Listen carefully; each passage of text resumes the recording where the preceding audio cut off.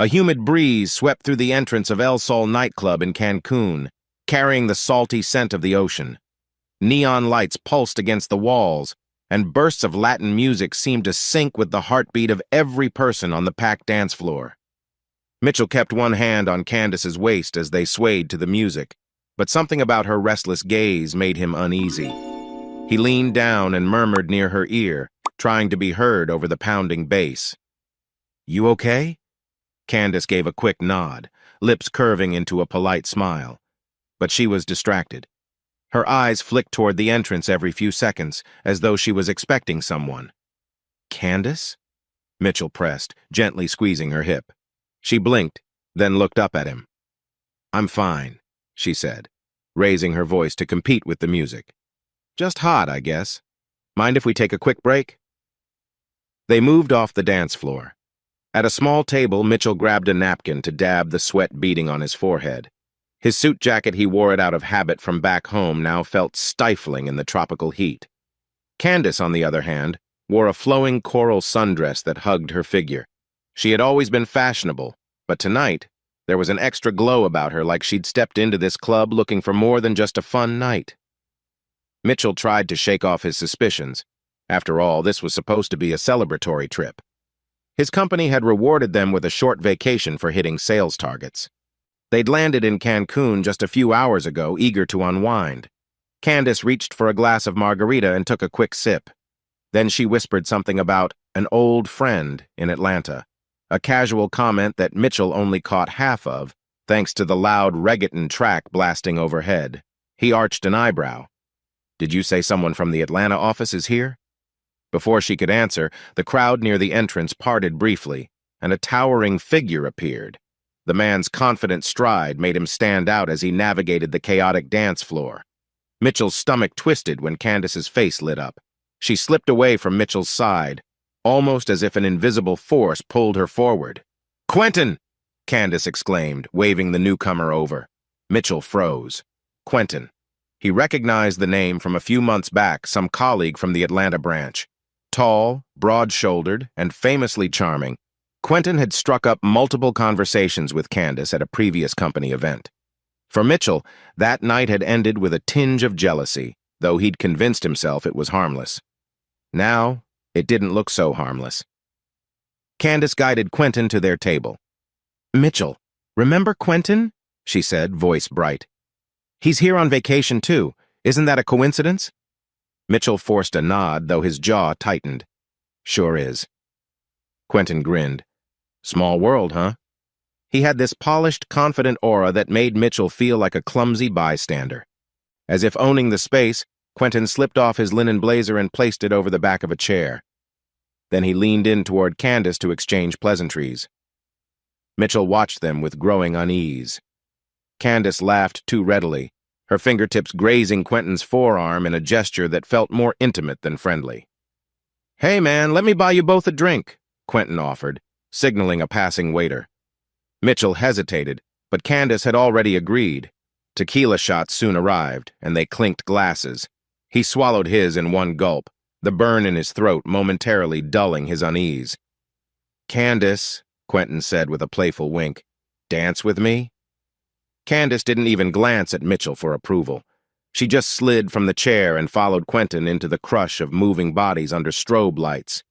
Mitchell sat back, ignoring the second tequila shot the waiter had just brought. His heart thumped with confusion and a slow-forming anger. It was one thing for Candace to be friendly with a coworker, but this felt like a blatant disregard for his presence. When Candace and Quentin returned, her cheeks were flushed, and Quentin's hand lingered on her waist. Mitchell cleared his throat. "Candace, mind dancing with your husband for a bit?" She gave a half-smile. "In a minute," she said, but Quentin interjected with a smooth, "Actually, I was hoping she'd join me for one more set." Mitchell's shoulders tensed. He snatched the remaining drink, noticing a faint swirl in the liquid like it was mixing with something else. But the tension in his chest made him say, "Sure, whatever," and he downed it to calm his nerves. Within seconds, a haze crept over his vision. His stomach lurched, not from alcohol, but from a strange, numbing sensation that spread through his limbs. Through the fog, he glimpsed Candace exchanging a furtive look with Quentin. Someone was talking. Maybe Quentin or Candace, but Mitchell heard only muffled words. The lights around him twisted in blurred neon ribbons. He felt a strong arm hook under his shoulder, lifting him up.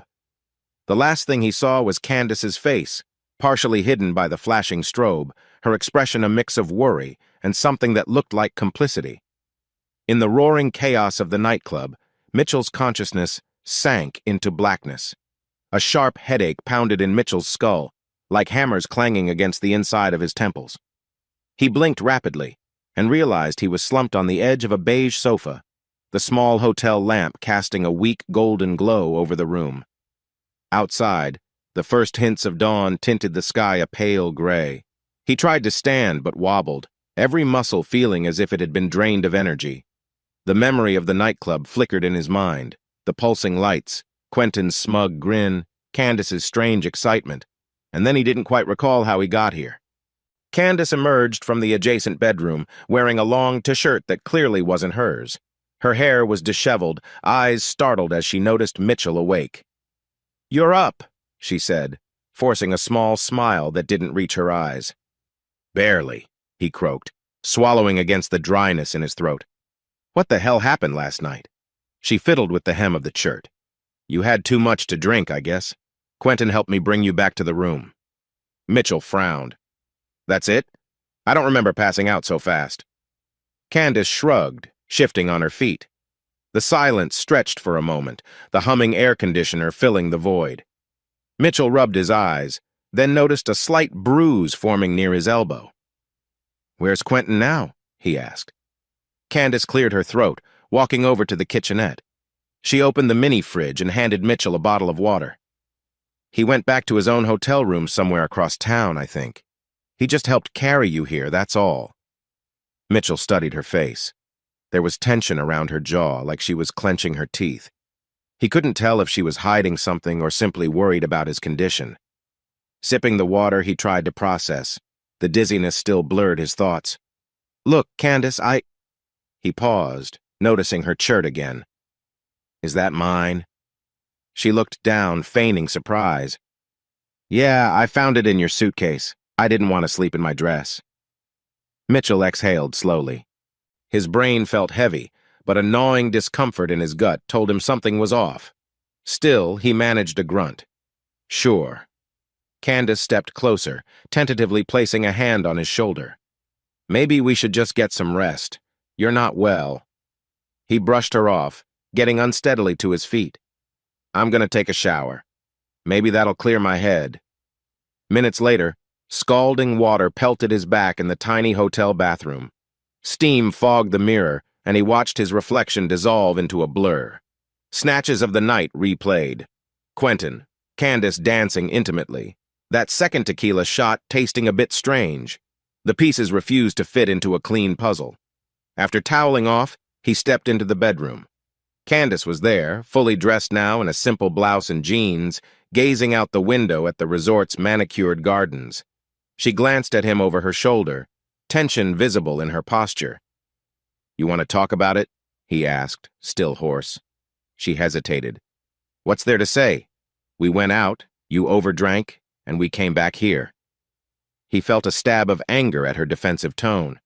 "It wasn't just me, Candace. That Quentin guy, why did it look like you were expecting him to show up?" Her cheeks flushed.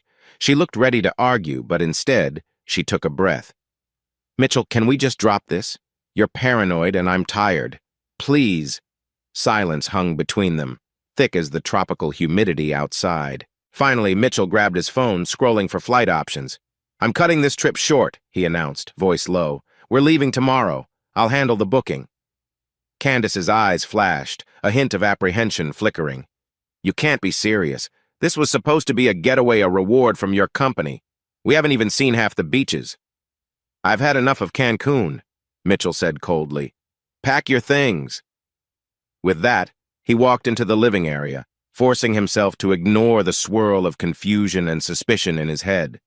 A disquieting thought surfaced. If Candace was that eager to stay, was it truly about the beaches or someone else? Morning sunlight fell across the resort's lavish lobby, illuminating the marble floors and the giant tropical plants arranged in every corner. Mitchell strode through the entrance, an uneasy ache still throbbing in his temple. He'd spent half the night awake, restlessly flipping through TV channels in their suite, while Candace slept in silence in the bedroom. He was heading for the reception desk to confirm his flight changes when he spotted a familiar face, Claire, one of his colleagues from the main office. Claire had arrived a day earlier with her spouse, enjoying the same company reward trip. She waved at Mitchell, crossing the lobby with a curious grin. "Hey, Mitch, you look like you've been run over by a truck," Claire greeted, her tone half joking, half concerned. Mitchell forced a smile. "Rough night, I guess. Didn't expect to see you here this early." Claire shrugged. "We're doing a quick tour to Isla Mujeres today. Thought we'd get an early start." Her gaze flickered over his rumpled shirt and the dark circles under his eyes. "Everything okay?" He hesitated. Claire was a friendly face, but he wasn't about to spill his marital stress in the middle of a hotel lobby. "Just not feeling great. Might have caught a bug," he said vaguely. Claire nodded, accepting his half-truth. "Well, hope you get better. And hey, if you and Candace are up for dinner tonight, we're meeting some folks by the beach bar." Mitchell considered telling her he was leaving, but he held back. No point in stirring extra gossip. "I'll let you know," he replied, managing a polite nod. He continued on to the reception desk, where a staff member helped confirm 2 seats on the next day's flight back to the States. Relief mingled with dread in his stomach. He just wanted out of Cancun, away from the tangled tension swirling around Candace and Quentin. An hour later, he returned to the hotel room, finding Candace sitting on the balcony in a blue sundress, sipping coffee as the ocean breeze ruffled her hair. She offered no greeting when he stepped outside, only a sidelong glance. "You changed the flights, didn't you?" she said quietly, eyes fixed on the turquoise water. "Yes. We leave tomorrow morning," Mitchell replied. Candace sighed, a resigned sound that carried an undercurrent of annoyance. "Fine. Let's just get through today without any drama, okay?" He pressed his lips into a tight line. "Sure." The tension between them was palpable as they descended to the resort's pool area later that morning. Brightly colored umbrellas and lounge chairs dotted the massive pool deck. Candace reclined on one of the cushioned loungers, sunglasses hiding her expression. Mitchell sat beside her, flipping through a tourist brochure without absorbing a single word. Suddenly, movement in the water caught his eye. Quentin emerged from the pool, water glistening on his muscular arms as he brushed back his damp hair. Mitchell's stomach twisted. So much for somewhere across town, he thought bitterly. Candace noticed Quentin too. He offered a casual wave, a smirk tugging at his lips. Then he started walking in their direction, towel slung over his shoulder. "Hey, folks," Quentin greeted, his tone maddeningly friendly. "Small world. Didn't think I'd see you both again so soon." Mitchell set the brochure aside, fingers tensing. "Likewise." Candace sat up straighter. Mitchell couldn't see her eyes behind her oversized sunglasses, but he felt the shift in her posture a flicker of excitement, or maybe guilt. "You guys planning any activities today?" Quentin asked, in a breezy tone that made Mitchell's blood simmer. "We're just relaxing," Mitchell replied curtly, leaving no room for small talk. Quentin nodded, then turned to Candace. "If you want to join me for a tour later—" "No," Mitchell interjected, voice sharp. "We've already got plans." Candace let out a small, nervous laugh. "It's fine. We're just going to stick together." Quentin held up his hands as if surrendering. "All right, no worries. You two enjoy." He angled a look at Candace, one that sent Mitchell's pulse thudding, then strolled off, disappearing behind a row of tall, potted palms. Candace exhaled, setting her coffee cup aside. "You didn't have to be so rude," she muttered. "What did you expect me to do?" Mitchell hissed. "Invite him over to chat about last night?" She scoffed. "Look, let's not make a scene. There are people from your company here." Mitchell glowered at her, then rose to his feet. "I'm done here," he said, grabbing a towel. "I'll be in the room." He walked away, ignoring the swirl of glances from other guests. The encounter felt like a spark in a powder keg, one more sign that Cancun had become a landmine of secrets. If there'd been any doubt in Mitchell's mind about leaving early, it vanished now. He wanted no more surprises. That evening, the Cancun sun dipped low, painting the sky in brilliant shades of orange and purple. Mitchell stepped onto the balcony, phone pressed to his ear. He had just wrapped up a tense conversation with the airline, confirming tomorrow's flight schedule. Outside, waves lapped rhythmically against the shoreline, their gentle hush a stark contrast to the turmoil inside his head. In the suite's living area, Candace silently packed her suitcase. She folded blouses and swimsuits with mechanical precision, her movements rigid and tense. Once or twice she caught Mitchell's eye, but neither spoke. They'd argued enough over the last 24 hours to realize more words would just circle back to the same bitter place. A soft knock at the door startled them. Mitchell frowned and approached, opening it to find Claire standing there, bright sundress swaying in the hallway's air-conditioned draft.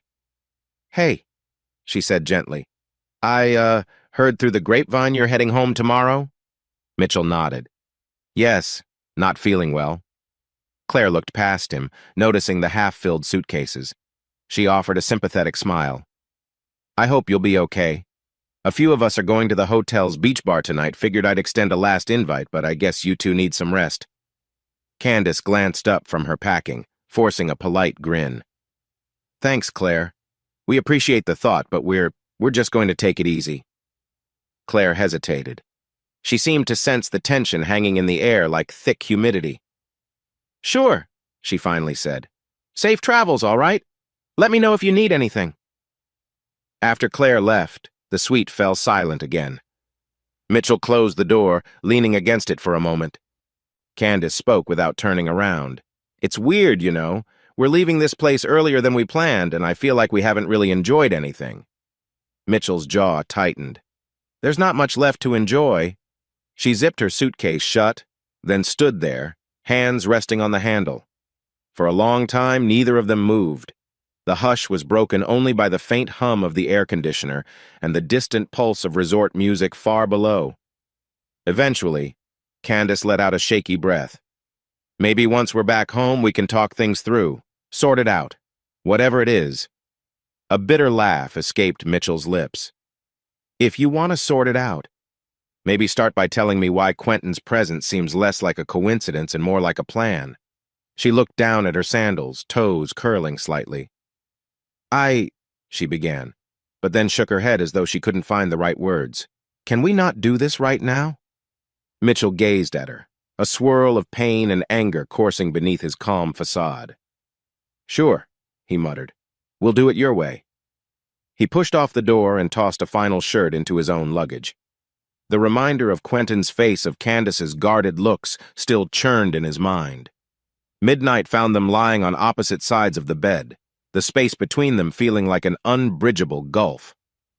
Mitchell stared at the ceiling, listening to Candace's shallow breathing. He doubted either of them slept much.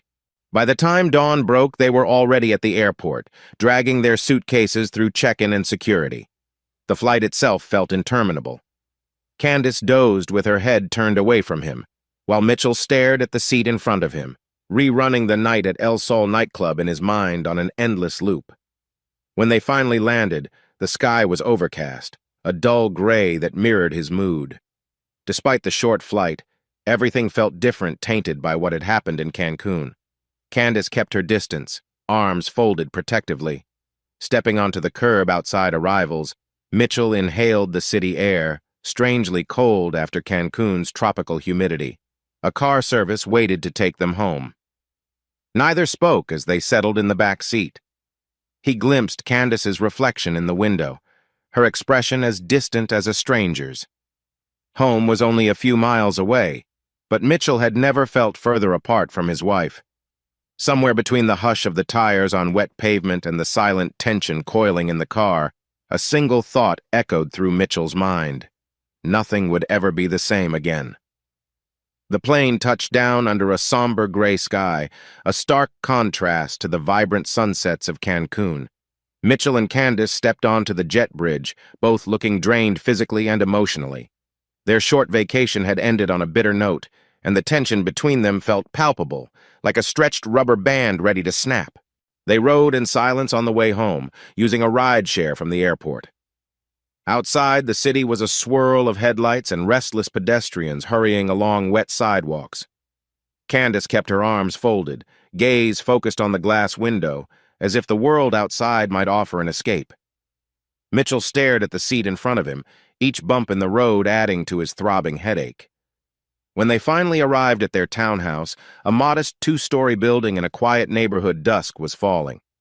Porch lights glowed up and down the street. Mrs. Ellison, the elderly neighbor next door, peeked through her curtains as they struggled with suitcases on the front step. Inside, the living room smelled faintly of lavender air freshener. The hush felt unsettling after the pounding rhythms of Cancun's nightlife. Candace tossed her purse on the couch. Mitchell set the luggage aside, noticing a stray toy truck lying in the hallway. "Miles must have left that before staying at your mom's," Mitchell murmured, bending to pick it up. The mention of their son's name gave the house a sudden warmth, but that feeling quickly evaporated under Candace's guarded stare. "I'll pick him up tomorrow," she said quietly. "Mom texted me that he's doing fine. He's been playing with his cousins all weekend."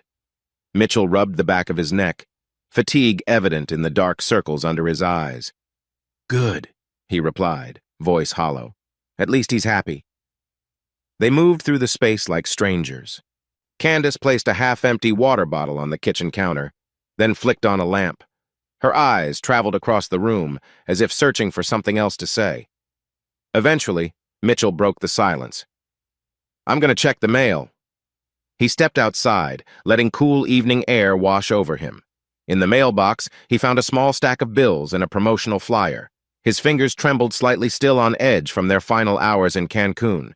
He recalled the unsettling memory of Candace and Quentin dancing so closely, the taste of that strange tequila shot. The anger he'd tried to suppress began to churn anew in his chest. When he returned indoors, Candace was standing by the dining table, scrolling through her phone. She glanced up with a neutral expression, as though bracing for an argument neither of them wanted to start. "Any urgent mail?" she asked evenly. "Doesn't look like it," he said. Then he tapped the side of the mail stack, forcing a tight smile. "Some bills, mostly." The silence resumed. The hum of the refrigerator seemed louder than usual, filling the gap where conversation might have been. Mitchell wanted to confront her demand answers about Cancun, but exhaustion mixed with an odd sense of dread made him hold his tongue. He needed to gather himself, maybe sleep off the lingering jet lag before diving into the chaos of accusations. He glanced at his watch. "I'm going to shower," he finally said, voice low. "Early flight plus everything else." Candace gave a slight nod, not meeting his eyes. "Okay, I'll start unpacking." Mitchell ascended the stairs, each step feeling heavier than the last. In their bedroom, he paused to survey the familiar bed, the framed pictures on the dresser photos from happier times, like their trip to the Grand Canyon a year ago. For a fleeting second, he longed for that simpler reality before a man named Quentin had intruded on everything. He sighed, moving into the bathroom. Warm water soon cascaded over him, washing away the physical grime of travel, but doing nothing for the tension coiled inside. Behind his closed eyelids, he saw flashes of Candace's uneasy expressions, her evasive tone whenever Quentin's name popped up. After the shower, he threw on a shirt and sweatpants, then hesitated at the top of the stairs. He could hear Candace rummaging around in the kitchen, likely microwaving a quick dinner. The familiar beep of the appliance echoed. He considered going down, pretending normalcy for just one evening, but a knot in his stomach told him that normalcy was gone. Instead, he retreated to the bedroom, flicking off the light. In the darkness, Mitchell stared at the dim outline of the dresser, phone in hand, thumb hovering over his contacts. He debated calling anyone to vent, but he realized he had no clue what to say. In the end, he just turned the screen face down and sank onto the mattress, letting fatigue claim him. Downstairs, Candace sat alone at the small breakfast nook, a reheated meal untouched before her. She listened to the muffled footsteps overhead, her heart weighed with guilt, uncertainty, and a growing fear that what she had with Mitchell might be shattered beyond repair. Sunlight trickled through the blinds the next morning. Mitchell awoke to the faint clang of dishes downstairs. He felt a momentary surge of hope maybe everything would feel normal once they settled back into daily routines. That naive optimism evaporated when he remembered Candace's evasive behavior. He found her in the kitchen, prepping a quick bowl of cereal while scrolling her phone. She gave him a brief nod of acknowledgement, then returned to her screen. "Morning," he said quietly. "I'll make some coffee." She replied with a non-committal, "Sure," not looking up. The tension reminded him of two awkward roommates sharing space rather than a married couple returning from vacation. Moments later, the coffee maker sputtered to life, filling the kitchen with the bitter aroma of dark roast. Mitchell took a seat at the table, close enough to see Candace's phone screen reflect in her glasses an email app, maybe. She swiped a few times, then locked the screen as though sensing his gaze. "I'll pick up Miles at noon," Candace said abruptly, rising from her chair. "Mom said she can bring him over, but I'd rather just go myself." Mitchell nodded. "That's fine. I've got errands." An odd weight pressed on his chest. He suspected she wanted to fetch Miles alone so she could make phone calls or set up some excuse, maybe contact Quentin. He tried to shake the paranoia, but it clung like morning fog. After they finished their meager breakfast, Candace grabbed her car keys and left. The front door clicked shut with a finality that made Mitchell exhale slowly, as if he'd been holding his breath. He headed to the desk in the corner of the living room, opening the laptop to check bills and emails. A row of envelopes lay scattered: utilities, credit card statements, and the phone bill. That phone bill snagged his attention, an itemized list of recent calls for both his phone and Candace's. His pulse quickened as he flipped through the pages. Most calls were to familiar numbers: his office, Candace's mother, a couple of local restaurants. Then he spotted several calls to a number with an Atlanta area code. The dates covered the week before their Cancun trip, and a few calls occurred while they were actually in Cancun. He stared at the phone log. Atlanta. That was where Quentin worked. A sinking feeling hit his stomach like a rock. Candace must have been in contact with Quentin behind his back. Sure, she'd known people in the Atlanta office before, but these calls were frequent, each lasting minutes or sometimes nearly an hour. Was she planning the coincidental Cancun meetup? A flush of anger burned in Mitchell's cheeks. He slammed the folder shut, mind spinning. Part of him wanted to pretend ignorance, but the sting of betrayal was too sharp. He clenched his fists, recalling how carefree Candace had seemed on the dance floor with Quentin. The house phone rang, jolting him. He snatched the receiver, expecting maybe Candace's mother. Instead, a co-worker's voice, Sam, from Mitchell's department, greeted him. "Hey, Mitch, just checking if you're back in town. We had that staff meeting postponed until Wednesday," Sam explained. "Also, how was Cancun?" Mitchell forced a laugh that felt as hollow as a broken drum. It was eventful. I'll be in the office soon. Thanks for the update." After he hung up, he took a shaky breath. The phone log detail gnawed at him like an itch he couldn't scratch. He needed answers from Candace, but a flicker of doubt told him she might spin it, deny everything, or turn the blame on him. Another memory intruded. How she'd deflected in Cancun, implying his jealousy was irrational. His heart pounded with building tension, the seeds of a dark plan forming in the back of his mind, though he wasn't sure what form that plan would take. For now, he clenched his jaw and stared at the phone bill again, the Atlanta numbers glaring like accusations. He'd wait until Candace returned with Miles. Then perhaps he'd confront her. Or maybe he'd wait for a better moment. The question repeated in his head. The front door creaked open mid-afternoon, and Miles's excited chatter filled the hallway. Mitchell rose from the couch, bracing himself. He forced a smile as Miles bounded in, a backpack slung over one shoulder. Candace followed, carefully avoiding Mitchell's eyes. "Dad!" Miles chirped. "Guess what? Grandma took me to that new arcade downtown." He launched into a breathless recap of winning tickets and trying out neon-lit racing games. Mitchell ruffled the boy's hair, genuinely relieved to see him. "That's awesome, buddy. I'll check it out with you sometime soon, yeah?" "Yeah!" Miles dropped his bag. "Mom said I can watch a movie before dinner. Can I?" Mitchell hesitated, glancing toward Candace. She gave a cursory nod. "Sure, but keep the volume down," Mitchell replied. Miles disappeared into the living room, leaving Mitchell and Candace alone by the staircase. She rubbed her temples, clearly tired, perhaps emotionally drained. Mitchell swallowed the bitterness simmering in his throat. He didn't want to confront her in front of Miles. Still, tension weighed heavily in the air. Without a word, Candace walked into the kitchen. Mitchell followed, footsteps echoing against the tile floor. She opened a cupboard, withdrawing a glass for water. "Did you get everything done?" Mitchell asked, voice low. She sipped. "Went fine," she answered monotone. Then, as if sensing his stare, she set the glass down. "Mitch, please." "Not now. Miles just got home." He exhaled sharply. "When then? We can't pretend nothing happened. I found the phone records, Candace."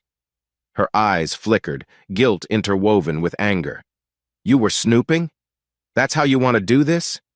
He tensed, forcing his voice to remain a whisper. "Don't twist this. I saw repeated calls to Atlanta during the same time Quentin just happened to show up in Cancun." Candace pressed a hand to her forehead. "Look, yes, I spoke to him a few times. It was about some HR forms he needed help with. He was transferring offices or something. It wasn't a secret." "Yeah." Mitchell's tone dripped with sarcasm. "Then why all those long calls, and why'd you never mention it?"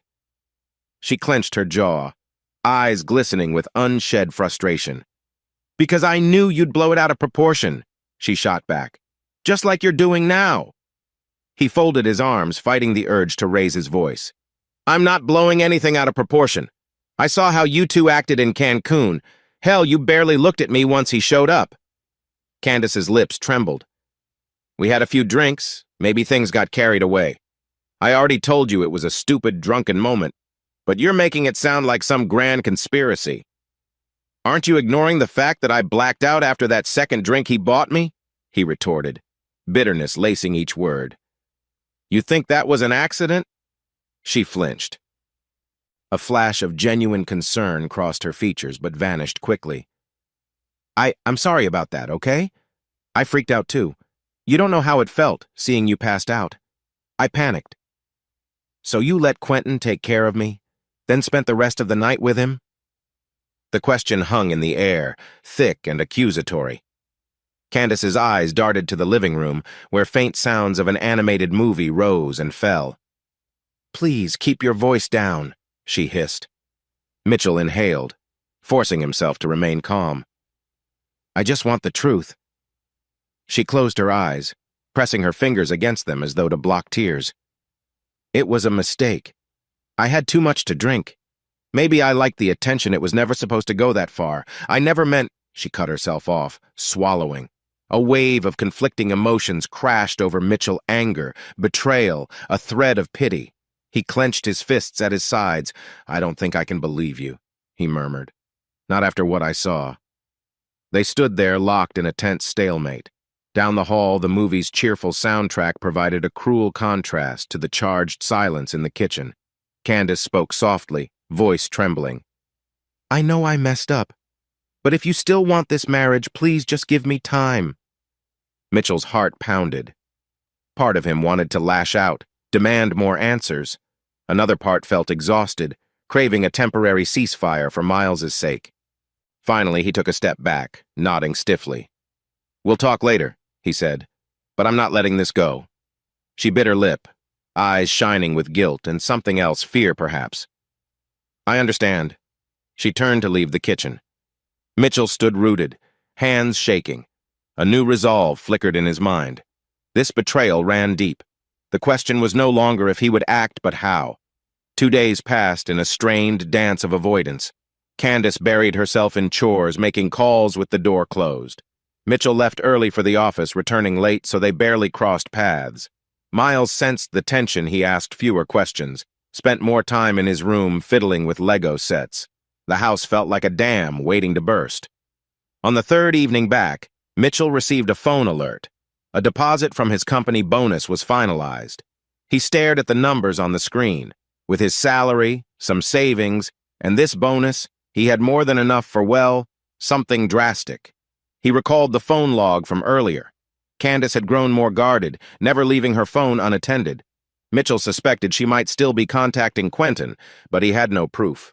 The frustration gnawed at him. That night, after Miles went to bed, Mitchell sank into the armchair in the living room. Rain drummed against the windows, a steady patter that somehow amplified the silence within. Candace approached, arms crossed over her chest. "We can't keep living like this," she said softly. He regarded her coolly. "Agreed." She sank onto the couch, hands clasped. "Look, I'll answer whatever questions you have. I don't want us—" Her voice cracked, and she took a breath. "I don't want our family destroyed." Mitchell's jaw clenched. A swirl of anger, betrayal, and a darker impulse churned in his mind. "I'm not sure your answers will fix anything." She sighed, tears welling up. "I'm sorry," she whispered. "If I could take it back—" "Maybe you can't," Mitchell interrupted. His gaze dropped to the phone in his hand where a contact list lingered. He'd recently gotten a message from an old acquaintance who ran in questionable circles. The memory of Quentin's smug face in Cancun flared like gasoline on embers. "Don't you trust me at all?" Candace asked, voice shaking. He stared at her, expression unreadable. "No," he said simply. "Not right now." She pressed her lips into a thin line, tears threatening to spill, but she said nothing. She rose from the couch and left the room, footsteps light but hurried, as though she couldn't stand being near him another moment. Mitchell remained seated, the overhead light casting sharp shadows across his features. The rain kept tapping the glass, a relentless reminder of his own relentless thoughts. Enough was enough. He needed to act to reassert some sense of control in a situation spiraling out of hand. He tapped open a text thread with Lawrence, his longtime friend and lawyer. Perhaps he could inquire about finances, future steps, divorce, or something else, but a quiet, insidious voice in Mitchell's head whispered that a simple divorce wouldn't be enough, not after the humiliation he'd endured. He glanced upstairs, picturing Candace pacing the bedroom, chewing her lip. Then he typed out a message to Lawrence. "Hey, I need to talk. Soon. About money, maybe more. Call me." He hit send, exhaling shakily. The text felt like the first stone dropped in a dark well. He didn't yet know how deep it would go, but he was ready to find out. A flash of lightning lit the rain-soaked street outside, and Mitchell caught his reflection in the window, eyes hardened, lips set in a grim line. He barely recognized himself. His phone buzzed with a reply from Lawrence, but he didn't open it immediately. Instead, he let the dim glow of the screen illuminate his thoughts.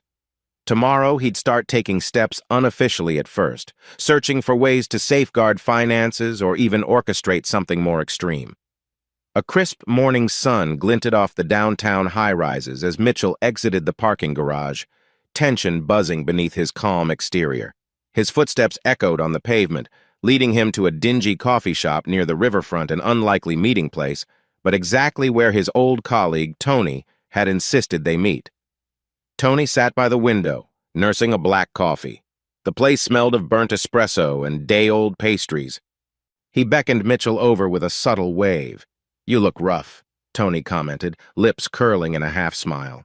Mitchell slid into the seat across from him. "Haven't been sleeping well," he replied, voice tight. Tony nodded. He was a wiry man in his early 40s who'd once worked with Mitchell in sales before drifting into more dubious ventures. They hadn't spoken in years. "Word is you're looking for someone with connections," Tony said, cutting to the chase. He stirred his coffee, keeping his voice low so the barista couldn't overhear. Mitchell hesitated, glancing around the half-empty shop. The fluorescent lights above hummed like an insect's wings. "I don't even know what I need yet," he admitted, "but I'm looking for a line into a certain kind of crowd, people who handle problems discreetly." Tony tapped a finger on the chipped tabletop. "You realize this isn't a small ask, right?" "I do," Mitchell said. A rush of conflicting emotions, fear, anger, determination flickered in his eyes. "But I've got the resources to make it worth someone's while." A brief silence stretched, the hiss of the espresso machine filling the gap. Finally, Tony shrugged. "There's a woman named Bev.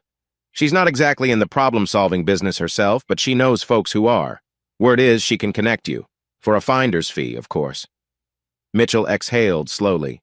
His hands felt clammy despite the cafe's cool air. "Okay, put me in touch."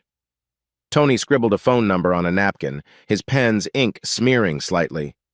Call her. Tell her I sent you. She'll want to meet in person, probably at some rundown bar where no one bats an eye.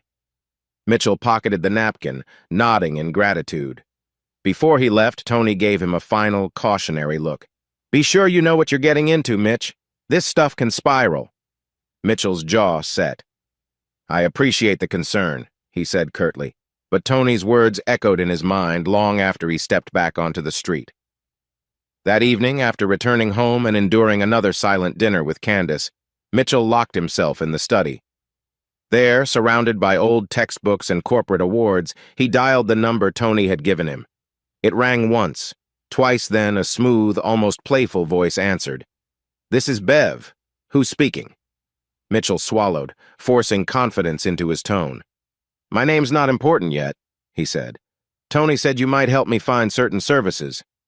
A brief pause. Tony vouches for you, she asked, her amusement tinged with skepticism. He does, Mitchell lied, hoping Tony's name was enough. A small laugh came through the line. All right, let's meet tomorrow, 8 p.m. the Maple Leaf Lounge on Grover Street. You pay for my drinks. I decide if you're worth my time. Got it? Mitchell agreed, and the call ended. He set the phone aside, heart thudding in his chest. This was it, his first tangible step into a world he'd never imagined joining. A swirl of satisfaction and dread coursed through him.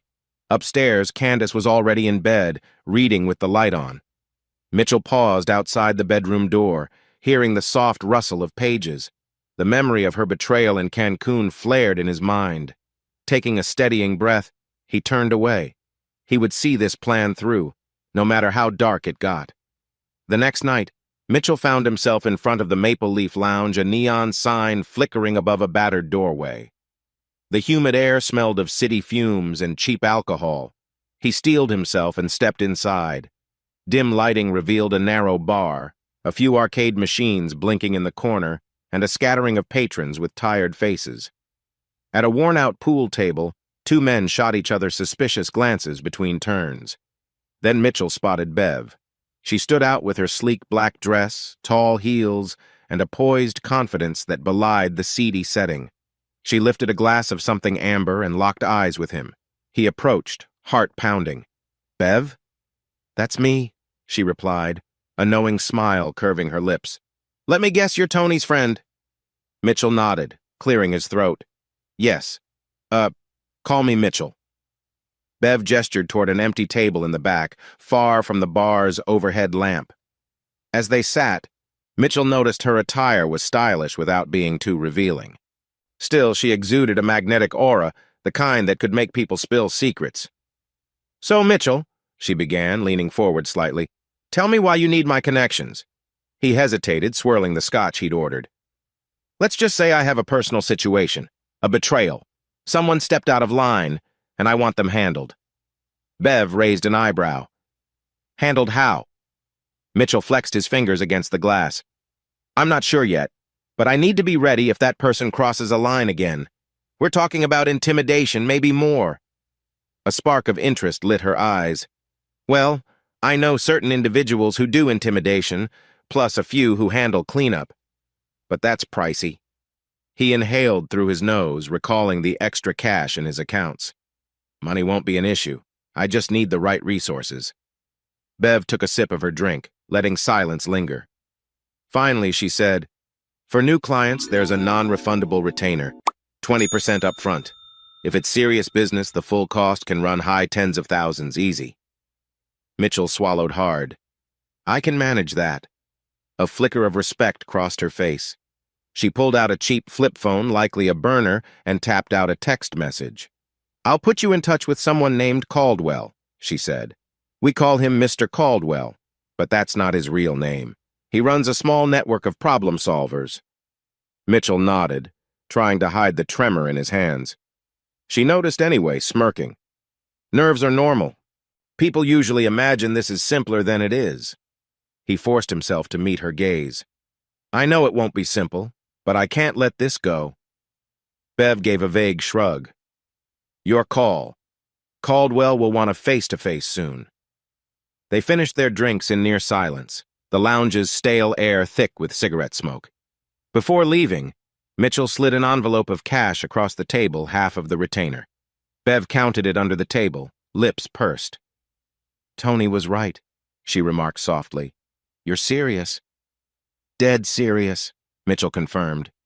His exit felt surreal, like stepping off a stage after a performance.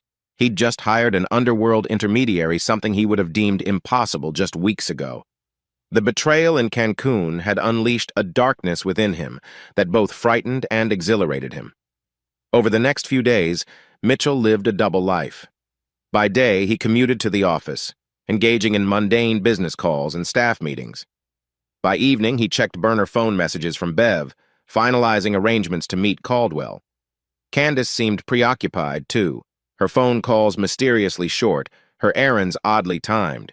She'd told Mitchell she planned to visit a college friend in Knoxville soon, but he suspected there might be another motive. The tension between them sat like a brick on his chest every time they crossed paths in the hallway or shared a meal with Miles. One afternoon, he stood gazing at an old family photo. He, Candace, and Miles all smiling on a beach trip to Florida. The memory hit him like an unexpected blow. He remembered how warm Candace's laugh had been then, how her hand had fit perfectly in his. He pinched the bridge of his nose, wrestling with an onslaught of guilt and longing. A knock at the door broke his reverie. It was Candace, arms folded, eyes subdued. "Hey," she said quietly. "Listen, I'm heading to Knoxville next weekend. Morgan invited me." Mitchell's mind flashed to the arrangement he'd nearly sealed with Caldwell. His heart thumped. "Oh, right, that friend of yours," he muttered. She nodded. "I know things are strained, but I just need some space to think." He forced a nonchalant shrug. "Sure, whatever you need. I'll stay here with Miles." Her expression flickered, relief mingling with uncertainty. "Thanks." He watched her walk away, the ache in his chest warring with the cold rage lurking underneath. In the back of his mind, a voice whispered, "What if she's lying? What if it's Quentin waiting for her in Atlanta instead of any friend in Knoxville?" That night, Mitchell received a text from Bev. He stared at the message, adrenaline surging, another step deeper into the shadows. Slipping into the guest bathroom far from Candace's earshot, he dialed Bev. She picked up on the first ring. "Got cold feet?" she teased. "No," he said, steadying his voice. "Just confirm. I want them on standby. I'll figure out which city she goes to, Knoxville or Atlanta. Then I'll let Caldwell know." Bev's tone turned businesslike. "Understood. But remember, you pay up front. 20 grand for each city's crew, non-refundable." The sum made his stomach tighten. "I'll have the money." After the call, he gripped the sink, staring at his reflection in the mirror. His face looked older, sharper lines etching his brow. Is this what vengeance looks like? The following Friday morning arrived like a slow-motion dream. Candace bustled about, packing a small suitcase, flipping through her phone. Miles had already been taken to a friend's for a weekend sleepover, leaving the house eerily quiet. Mitchell sipped black coffee at the kitchen counter, phone in hand, waiting. Anticipation coiled in his gut. He'd told Bev he would call as soon as Candace's direction was clear. Candace entered, suitcase rolling behind her. "I'll text you when I get to Knoxville," she offered. Her tone was flat, as if practicing normalcy. He set his mug down. "Drive safe," he said, masking the turbulence within. She paused at the door, hesitating. For a fleeting moment, her eyes brimmed with conflicting emotions, guilt, regret, or maybe even affection. But it vanished as quickly as it came. She stepped outside, shutting the door behind her with a firm click. Mitchell glanced out the window, watching her load the trunk. Tension radiated through his muscles. After she pulled away from the curb, he rushed to his car, starting the engine in near silence. He tailed her at a careful distance, heart pounding like a drum. 15 minutes later, he reached the interstate junction. The road split, left toward Knoxville, right toward Atlanta. Candace's SUV idled at the traffic light. Mitchell held his breath, adrenaline roaring in his ears. When the light changed, her SUV veered right, the lane for Atlanta. Mitchell's hands tightened on the steering wheel. A crushing sense of both vindication and despair washed over him. She lied. His phone buzzed at his side. With one trembling hand, he fished it up and dialed Bev's number. She answered immediately. "Well?" He swallowed, voice rough. "She's going south. Atlanta." Bev's tone was crisp. "Understood. I'll notify Caldwell's crew in Atlanta. Same plan as agreed?" Mitchell's pulse hammered. He stared at Candace's SUV growing distant on the interstate ramp. "Yes," he whispered. "Same plan." He ended the call and slumped against the seat, a ragged exhale tearing from his throat. Candace's betrayal was confirmed. The next steps would be irreversible. Outside the car window, traffic hummed along, oblivious to the storm raging inside Mitchell's mind. He watched Candace's taillights disappear into the horizon, feeling as though he'd just set a countdown in motion, one that could leave his life forever changed. A pulsing neon light flickered above the entrance of the Gemini, an upscale lounge on the outskirts of Atlanta. Candace parked her car under a tall street lamp, hands clammy on the steering wheel. She had told herself she was here to sort things out with Quentin, maybe find closure. Deep down, though, her heart thumped with a mix of excitement and anxiety she couldn't fully deny. Inside, the lounge buzzed with low, sultry music. Patrons in semi-formal attire lounged on velvety chairs, sipping cocktails under soft-colored lights. Candace scanned the room until she spotted Quentin at a high table near the bar. He wore a crisp navy suit, his hair neatly combed back. The sight of him made her nerves tighten. "Candace," he greeted, flashing that confident grin. "Glad you made it." He leaned in, brushing a brief, almost possessive hand against her waist. She took a seat, crossing her legs and trying to project some semblance of composure. "I'm not sure if this is a good idea," she murmured, eyes darting over the dance floor to avoid his gaze. "After everything." Quentin let out a quiet chuckle, motioning for the bartender. "Relax. We're just talking, right? Besides, we have a lot to catch up on." He ordered 2 whiskey sours. As the server set down their drinks, Quentin fixed his gaze on Candace. "So," he began, his tone tinged with an odd pride. "How's Mitchell doing these days? Still pissed about Cancun?" Candace stiffened. "It's complicated. Let's not bring him into this right now." Quentin's lips curved in a smirk. "Suit yourself, but I can't help remembering the look on his face back in Cancun." He sipped from his glass, eyes gleaming. "Truth be told, I've been wanting you again. Can we just be honest?" Her cheeks warmed with a conflicted flush. Part of her wanted to run. Another part was lured by the rebellious thrill he offered. She exhaled, sipping her drink for courage. "Quentin, we can't do this. My marriage is a mess, and you. Let's just say, I'm not sure I can trust you either." He leaned closer, his cologne mingling with the lounge's subtle perfume of lavender and leather. "I have it all figured out," he said quietly, as though imparting a secret. "Cancun was just a preview. If you want more, I'm here." Candace felt her pulse quicken. She managed a wry smile, trying to keep her guard up. "You're too sure of yourself. Didn't exactly work out last time." Quentin laughed softly. "I've made some arrangements. Nobody's going to interrupt us tonight." She frowned, not entirely liking his cocky tone. Still, the undercurrent of tension between them was undeniable. As the hours wore on, they talked in half-truths and fleeting touches, the lounge's vibrant atmosphere dulling her sense of danger. She convinced herself it was just one night to clarify her messy feelings. Around midnight, Quentin suggested they leave for a quieter spot. Candace, her mind hazy from whiskey sours, agreed. They slipped out through the lounge's back exit, stepping into the warm Atlanta air. A soft breeze ruffled Candace's hair as she and Quentin walked along the sidewalk behind the Gemini. The city glowed with passing traffic, and a distant siren wailed through the humid night. She tried to clear her head, ignoring the alarm bells tingling in the back of her mind. Quentin slid an arm around her shoulders, pulling her close. "There's a hotel a few blocks away," he murmured, a confident gleam in his eye. "We can." His words cut off at the sound of screeching tires. A dark van whipped around the corner, headlights glaring. Candace's heart jolted. Before she could react, 3 figures in hooded sweatshirts leaped out, moving with swift, practiced brutality. Quentin swore, stepping forward as though to shield Candace, but one attacker brandished a pistol. The muzzle flash split the darkness with a deafening crack. Quentin staggered, eyes wide, blood blooming across his shirt. Another shot rang out before he collapsed onto the concrete with a pained groan. "Quentin!" Candace screamed, reaching for him. Rough hands seized her arms. She tried to yank free, terror pounding in her chest. "Let me go!" she shrieked, voice ragged. One assailant clamped a hand over her mouth.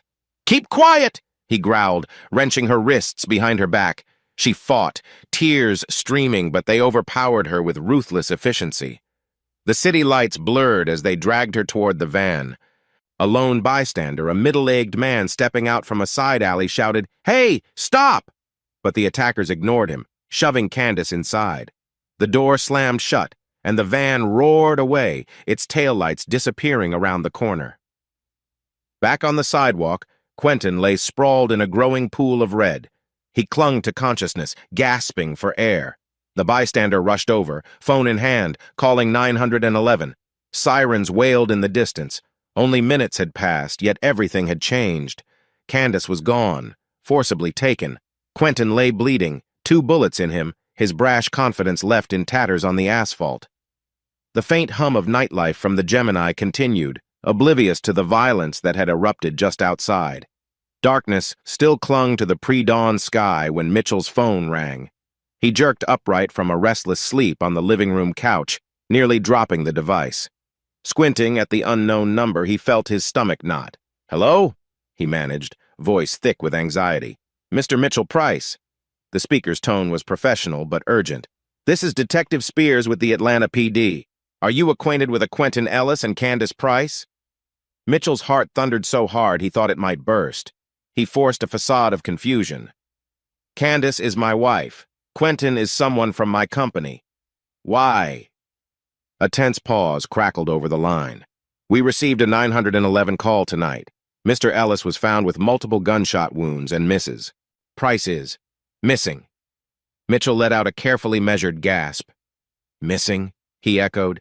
His mind raced, adrenaline spiking. Caldwell's men must have made their move. I don't understand. Candace was supposed to be in Knoxville." The detective sighed. "I'm sorry, sir. It appears she was in Atlanta with Mr. Ellis when the incident occurred. We're investigating a suspected kidnapping. We need you to come down here as soon as possible." Mitchell rubbed a trembling hand over his face, attempting to maintain the charade of surprise. "Oh God, kidnapped? Do you have any leads?" "Not yet," came the blunt reply. "We're doing everything we can. For now, we need you in Atlanta to answer questions and confirm details about your wife." "All right," Mitchell croaked. "I'll drive down right away." He ended the call, his mind spinning like a hurricane. Over the past days, he'd told himself he wanted Candace to face consequences. But now that he heard the brutal reality, a strange mix of horror and grim satisfaction churned within him. They actually did it, he thought, nausea creeping in. After pacing the living room in frantic circles, Mitchell made the necessary phone calls, leaving a text for Miles's caretaker that something urgent had come up, and he'd be out of town. Before stepping outside, he paused by the hallway mirror. His reflection was pale, eyes wild with anxiety. "Miles will be safe," he muttered under his breath. "And Candace, well, Caldwell has her now." A rush of guilt tore at him, but he shoved it down, swallowing the lump in his throat. He grabbed his overnight bag stuffed haphazardly with clothes and toiletries and headed for the door. The pre-dawn chill bit at his skin, an eerie contrast to his racing pulse. Engine roaring, he sped away into the dark. Gray daylight washed over Atlanta's skyline as Mitchell arrived at the police station. Exhaustion weighted his limbs, but he forced composure.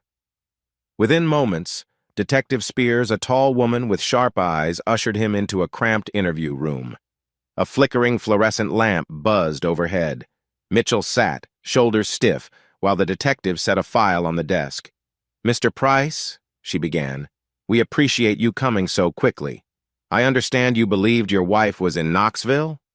He nodded, swallowing his nerves. "Yes, detective. She told me she was visiting a college friend. I had no idea she was here." Spears glanced down at her notes. We have a partial witness statement.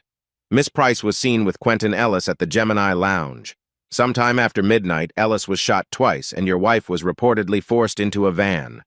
Mitchell let out a shaky breath, carefully channeling shock and worry. That's unbelievable. How is Quentin? Critical condition, Spears answered, her tone even. He's in a coma, last I heard, with serious internal injuries. We haven't been able to speak to him. Mitchell feigned a pained grimace. Oh, God. I can't imagine who would do this. The detective leaned forward, observing Mitchell's reaction closely. We need any information you can provide. Was Candace unhappy? Did she mention any threats or anything unusual lately? He shook his head, voice breaking slightly. No. We've had some marital issues, but nothing that would lead to this. And I didn't know she was even close with Quentin. He paused, as if deciding whether to confide more. Well, she did mention him in passing once. I assumed it was professional. Spears made a few notes. For now, we're treating this as a possible kidnapping. We'll need a recent photo of Candace. Also, any phone records or financial details might help. Mitchell nodded, retrieving a photo from his wallet, a smiling Candace from a year earlier. He stared at it briefly, feeling an odd pang of regret. If he was honest, he hadn't expected Caldwell's people to be this swift and brutal. The detective took the photo, comparing it with some papers. We'll do everything possible, she assured him, though her tone carried that practiced neutrality of law enforcement. We'll have more questions soon. Meanwhile, if you remember anything else, let us know. Once the formalities ended, Mitchell stepped out into the sterile hallway. A swirl of uniforms and overheard police chatter gave him an uneasy sense he was trapped between two worlds. He recognized how precarious his situation was. He'd orchestrated this violence, yet he had to play the grieving husband. Outside, the morning sun glared down. Mitchell shielded his eyes, tension coiling in his gut. Quentin lay fighting for his life, and Candace was missing, presumably in Caldwell's clutches.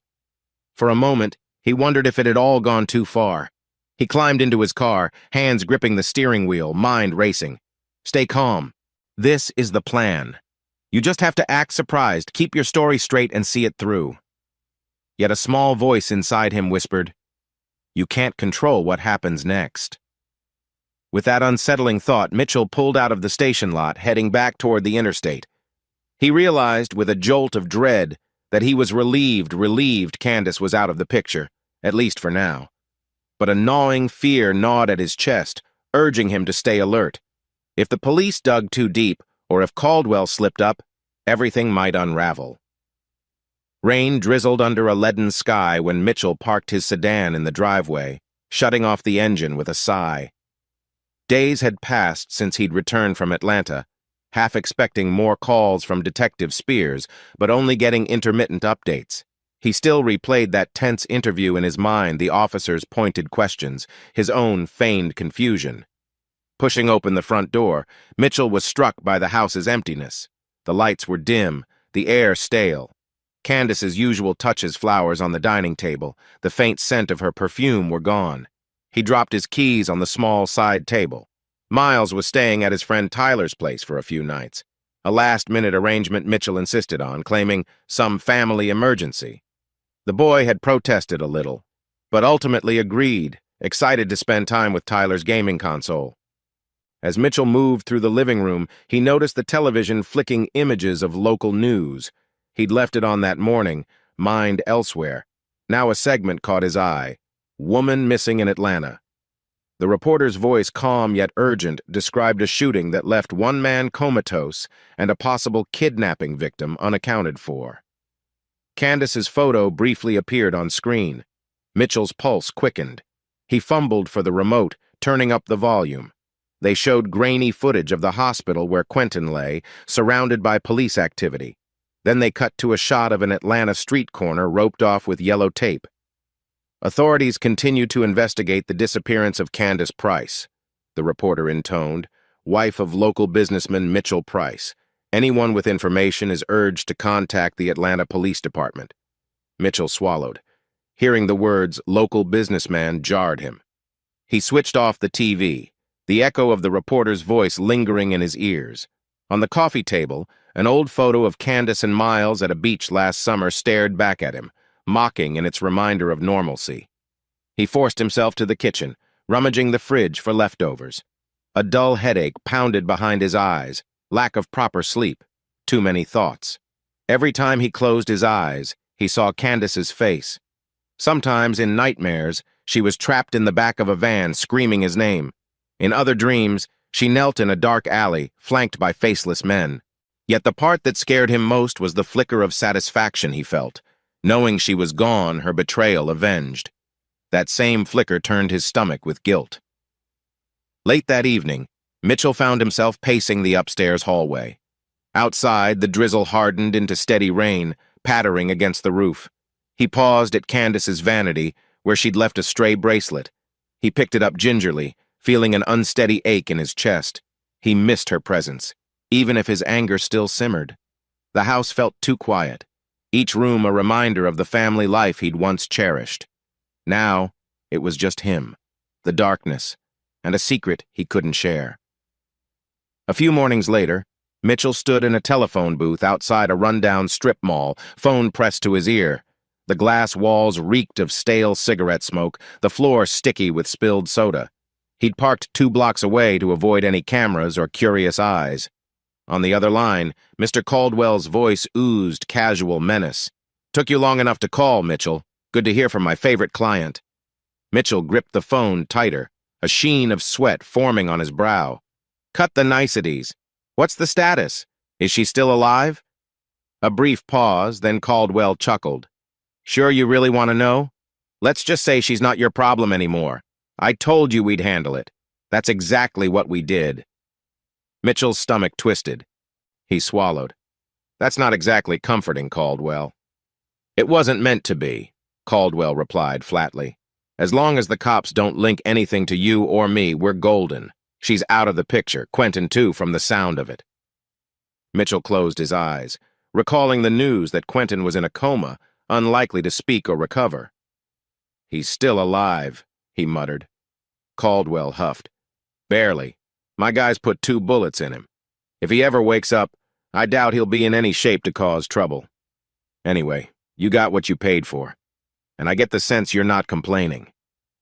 An ugly taste filled Mitchell's mouth. "I'm just nervous," he admitted in a low voice. "The police keep poking around. They might call me again. I can't afford a slip." Caldwell let out a dismissive grunt. "Stick to your story. You were a blind-sided husband with no clue she was in Atlanta. You're good at playing the victim, right?" Mitchell's grip on the receiver tensed. He hated Caldwell's smug tone, but the man had a point.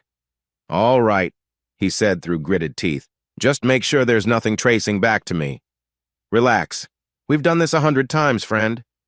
Caldwell paused. "By the way, we wouldn't be here without you. Congrats on taking that step. There's no going back now." A click ended the call. Mitchell replaced the receiver, heart thudding dangerously. The phone booth's claustrophobic walls felt like they were closing in, suffocating him with the weight of his choices.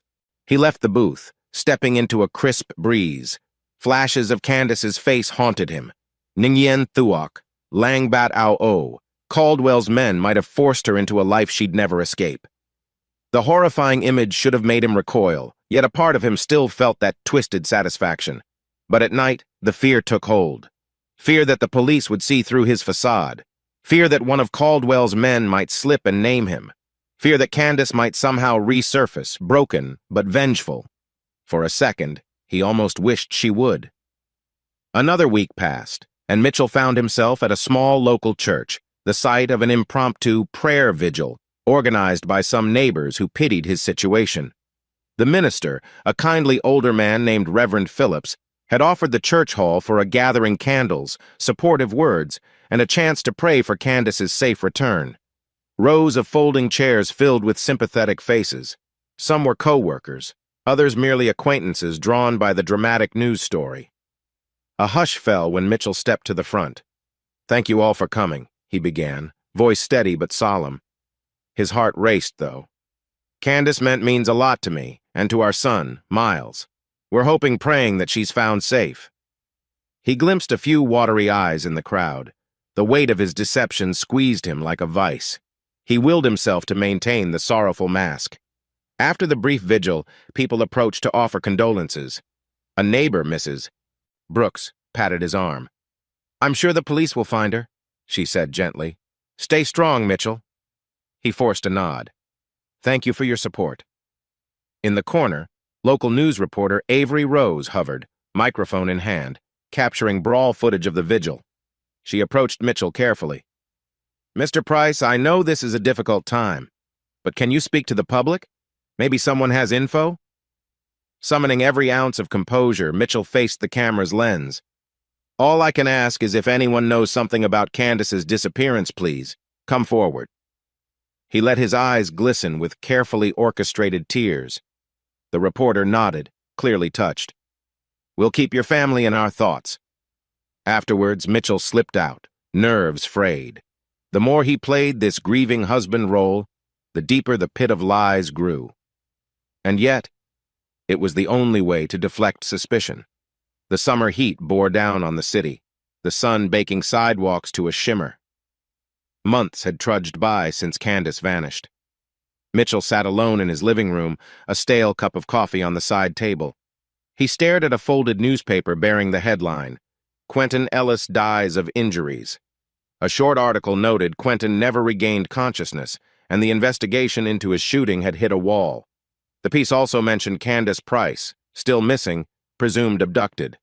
Another line read, "The Atlanta police have filed the case as unresolved." Mitchell's phone buzzed. He half expected another policeman, but it was just his lawyer friend, Lawrence, checking in with a text. "Heard the news about Ellis. Hanging in there?" Mitchell typed a curt reply. "Yeah, thanks," and set the phone aside. He raked a hand through his hair, exhaling. With Quentin gone, the last real threat to his secret lay buried in the hospital morgue. Candace's fate remained an open question to the outside world, but privately, Mitchell believed Caldwell's men had either sold her off or kept her somewhere far from home. He glanced around the living room. Candace's framed pictures had been removed, placed in a box he stowed in the garage. No point in torturing himself with memories. The police had stopped calling too, except for occasional follow-ups that led nowhere. Rising from the couch, Mitchell ambled to the window. Miles was due back from summer camp soon. The boy asked fewer questions about Mom these days, as though some childlike part of him sensed the finality. Mitchell felt a twinge of guilt. Miles deserved better than this tangled web of lies. Yet there was also a strange emptiness, a sense of anticlimax. He'd orchestrated a ruthless plan, and now all that remained was the quiet hush of a life without Candace. He had expected satisfaction, but all he felt was hollow relief mixed with sporadic nightmares. Outside, a neighbor mowed the lawn, oblivious to the secrets concealed behind Mitchell's front door. He turned away from the window. No more reporters, no more vigils. Candace had effectively disappeared, her name turning into whispered gossip or sympathetic murmurs in the neighborhood. The house phone rang, startling him. He picked up, heart lurching, but it was only a telemarketer. He hung up, letting out a shaky breath. Perhaps the case truly had gone cold case, as the news put it. He wandered to the kitchen, casting one last glance at the bare space where Candace's bulletin board used to hang. "Guess this is it," he mumbled. "She's gone. No turning back." In the silence, he clutched a glass of water, feeling a chill run through him despite the sweltering day. The path he chose had led here to an empty house and a missing wife with no one left to stand in his way. A humid summer wind stirred the leaves in a new suburban neighborhood where Mitchell had recently settled with Miles. A year had passed since the investigation into Candace's disappearance went cold. The police no longer pestered him, and rumors around his old community finally subsided. To escape prying eyes, he'd taken a managerial role at a different branch of his company, across state lines. Their new house was modest but pleasant, a single story with a small front yard. In the driveway sat a charcoal sedan, bearing the faint dust of routine errands. Mitchell parked next to it after work one evening, stepping out with a tired sigh. Inside, the air conditioning offered relief from the sticky weather. He found Miles sitting cross-legged on the living room floor, happily tinkering with a building block set. A gentle smile tugged at Mitchell's lips. "Hey, buddy," he greeted. How was summer camp? Miles glanced up, eyes bright. Great! We made a cool model rocket. Mr. Chandler said if the weather's nice on Saturday, we can launch it. Mitchell ruffled his son's hair. That sounds awesome. Maybe I can come watch. He tried to sound enthusiastic, even as a quiet undercurrent of guilt still gnawed at him. The absence of Candace loomed in every corner of the house, even if no one openly discussed it anymore. He set his briefcase down. A framed family photo, just him and Miles, rested on a side table, replacing the older pictures that had once included Candace. That old life felt almost unreal, like a dream he'd woken from too abruptly. Hey, Dad? Miles spoke up hesitantly. Are you still sad about Mom? The question froze Mitchell mid-step. He forced a careful breath before turning to face his son. I do miss her, he answered softly, choosing his words. But we have to keep living, right? Miles nodded, a strange maturity flashing in his young eyes. Right. Later that evening, Mitchell sat on the back porch, gazing at the sky streaked with orange and pink. Thoughts meandered to a woman named Rebecca, whom he'd met at a local volunteer group a few months ago. She was gentle, with a warm smile and an understanding nature. They'd started talking at the group's meetups, then progressed to coffee, and eventually, cautious dinners. He remembered the first time she asked about his past. He'd given a guarded summary: a missing wife, a devastating heartbreak. Rebecca had offered quiet sympathy, never probing deeper. Over time, Mitchell discovered her kindness wasn't pity. It felt like genuine compassion. Slowly, something akin to hope reawakened in him. As dusk settled, a single thought flickered. If this was the first step toward rebuilding a new life, he was ready, or so he told himself. Morning sunlight filtered through the curtains when Mitchell pulled on a tie, nerves tightening his stomach.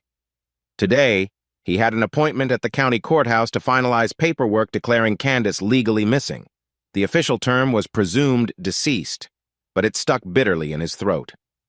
Miles stayed at a friend's house for the day. Mitchell didn't want him anywhere near the legal bureaucracy. Outside, the courthouse steps buzzed with people hurrying to and fro.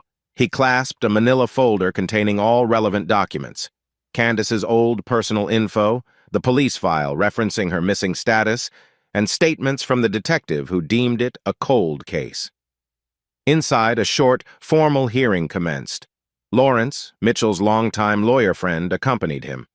The judge, a stern-faced woman with reading glasses perched on her nose, reviewed the documents meticulously. Sunlight streamed through high windows, illuminating specks of dust dancing in the still air. In light of the evidence, she intoned, tapping her gavel lightly, the court grants the petition. Candace Price is hereby declared legally deceased for all civil purposes. I'm sorry for your loss, Mr. Price. Mitchell bowed his head in feigned sorrow, though in reality, the weight of relief warred with an undercurrent of shame. Thank you, Your Honor, he murmured. Afterward, Lawrence gave him a subdued pat on the shoulder. You okay? He asked, voice lowered. This is big. Mitchell managed a hollow smile. It is, but it's what I need to move on. That evening, over dinner at a local restaurant, he confided the news to Rebecca. Candlelight cast a soft glow on her gentle features. She reached across the table, taking his hand. I'm sure this was painful, she said quietly. But if you're ready, maybe we can talk about our future? His chest tightened. I'd like that, he said, voice barely above a whisper. The sense of finality, Candace gone from his life in every legal sense, sparked a swirl of emotions. Yet he clung to Rebecca's hand, allowing a hint of optimism to chase away the shadows. Weeks later, wedding plans took shape with surprising swiftness. Rebecca, unpretentious in nature, wanted a modest ceremony in a backyard. Mitchell found her practical approach a godsend: no frills, no media spectacle, just family and a few friends. Miles seemed thrilled, calling Rebecca Mom in small, tentative increments that made her smile grow. They set the date for a crisp autumn afternoon. Mitchell stood in the living room one evening, reviewing guest lists. A sense of normalcy flickered: calls to florists, picking a cake flavor, discussing a simple vow exchange. For the first time in ages, he felt peaceful. Then the phone rang. At first, Mitchell assumed it was a vendor or perhaps Lawrence double-checking details. But the caller ID displayed Unknown International. Heart-hammering, he lifted the receiver, a flash of adrenaline surging. "Hello?" he said cautiously. A faint static crackled. Then a rasping, halting breath came through, almost a whisper. "Mitch, help me." The words were barely discernible, as though forced through chapped lips. Another gasp. "Don't hang up!" Mitchell's blood ran cold. It was a woman's voice, ragged, desperate. There was a haunting familiarity in its tremor, like someone lost in a nightmare. He swallowed, pulse pounding. "Who is this?" he managed, though deep inside, he already suspected the answer. "Mitch, I—" The line hissed, cutting off part of her sentence. "Not safe, please." Another garbled word, an anguished moan, then static. "Candace," he whispered, chest tightening. "Candace," he repeated, louder, but the line crackled and went dead. He stood there, breathing hard, the dial tone humming in his ear. A flush of terror, guilt, and anger swarmed him. If that was Candace, how had she managed to call? Was she truly alive? Or was this some twisted trick? As if in a trance, Mitchell disconnected, glancing around the living room as though cameras might be watching. He quickly blocked the unknown number. Then, in a frantic motion, he yanked the phone cord from the jack, the plastic connector snapping under force. His mind raced. If Candace was out there, what if she tried to return? He sank onto the couch, hands shaking. The choice to bury her memory legally and emotionally now threatened to unravel. If she did reappear, it could ruin everything, including his soon-to-be marriage with Rebecca. The secret he'd harbored, that monstrous plan with Caldwell, might finally come crashing down. Autumn leaves rustled in the backyard as Mitchell stood on a makeshift wooden platform, exchanging quiet vows with Rebecca. The ceremony was small Lawrence, a few of Rebecca's relatives, and Miles fidgeting with his dress shoes. The officiant pronounced them husband and wife, applause mingling with the golden afternoon light. Rebecca beamed, tears in her eyes as she leaned in for a gentle kiss. Mitchell tried to echo her joy, though he wrestled a knot of dread. The memory of that call, those rasping pleas, wouldn't leave him. Still, he'd told no one, burying it under forced smiles. Days turned into weeks. Mitchell officially adopted the last name change process for Rebecca, and Miles began calling her Mom in front of neighbors. They seemed the picture of a new, hopeful family. On the surface, life brimmed with promise, a cozy household, weekend outings, talk of maybe relocating somewhere quieter for a fresh start. But in the evenings, as he lay next to Rebecca's sleeping form, Mitchell's thoughts drifted to Candace, her final, broken voice on the phone, the abrupt disconnection. He pictured her in some foreign underworld, battered by drugs or worse. The guilt waged war with the cold satisfaction that she'd reaped the fate she'd earned.